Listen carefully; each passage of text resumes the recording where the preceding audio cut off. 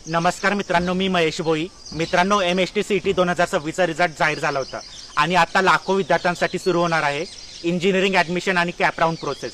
अनेक विद्यार्थ्यांना वाटतं की CETचा रिझल्ट लागला म्हणजे काम संपलं, पण खरं पाहिलं तर आता होतं कॉलेज मिळवण्याची खरी शर्यत.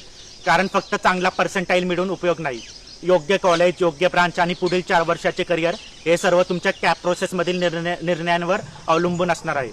म्हणून या व्हिडिओमध्ये आपण संपूर्ण इंजिनिअरिंग ॲडमिशन प्रोसेस सोप्या भाषेत समजून घेणार आहोत.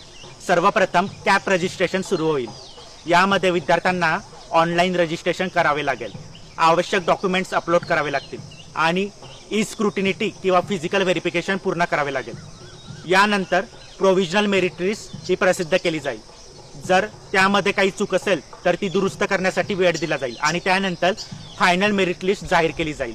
याच मेरिट रँकवर तुमचे कॉलेज आणि ब्रांच ठरणार आहे. म्हणून रजिस्ट्रेशन आणि डॉक्युमेंट व्हेरिफिकेशन करताना कोणतीही चूक होणार नाही याची काळजी घ्या. आता सर्वात महत्त्वाचा टप्पा म्हणजे ऑप्शन फॉर्म फिलिंग. मित्रांनो, अनेक विद्यार्थी याच ठिकाणी मोठी चूक करतात, कारण ते इतरांचे ऑप्शन फॉर्म कॉपी करतात आणि घाईघाईमध्ये प्रिफरन्स भरतात आणि नंतर पश्चाताप करतात. म्हणून ऑप्शन फॉर्म भरताना 3 प्रकारचे कॉलेजेस निवडा. सर्वप्रथम ड्रीम कॉलेजेस, जिथे ॲडमिशन मिळण्याची शक्यता कमी असली तरी प्रयत्न करायचा. त्यानंतर मॉडरेट कॉलेजेस, जिथे ॲडमिशन मिळण्याची शक्यता चांगली आहे. आणि शेवटी सेफ कॉलेजेस, जिथे ॲडमिशन जवळपास निश्चित आहे. अशा प्रकारे जास्तीत जास्त प्रिफरन्सेस भरल्यास चांगल्या कॉलेजमध्ये ॲडमिशन मिळण्याची शक्यता वाढते. लक्षात ठेवा, एकदा ऑप्शन फॉर्म कन्फर्म केल्यानंतर त्यामध्ये बदल करता येत नाही. म्हणून प्रत्येक कॉलेज आणि ब्रांच काळजीपूर्वक तपासूनच कन्फर्म करा. त्यानंतर सुरू होईल कॅप राऊंड 1. तुमचा merit rank, category, preference order आणि उपलब्ध सीट्स याच्या आधारावर तुम्हाला कॉलेज आणि ब्रांच अलॉट केली जाईल. जर मिळालेली सीट आवडली तर ॲडमिशन कन्फर्म करू शकतात आणि जर चांगल्या कॉलेजची अपेक्षा असेल तर बेटरमेंट ऑप्शन निवडून पुढील राऊंड्समध्ये सहभागी होऊ शकतात. यानंतर कॅप राऊंड 2 आणि कॅप राऊंड 3 होतील. म्हणून पहिल्या राऊंडमध्ये अपेक्षित कॉलेजेस मिळाले नाही तरी घाबरण्याची गरज नाही, कारण पुढील राऊंडमध्ये आणखी चांगली संधी मिळू शकते. आणि जर कॅप राऊंडमध्ये ॲडमिशन मिळाले नाही तर निराश होऊ नका.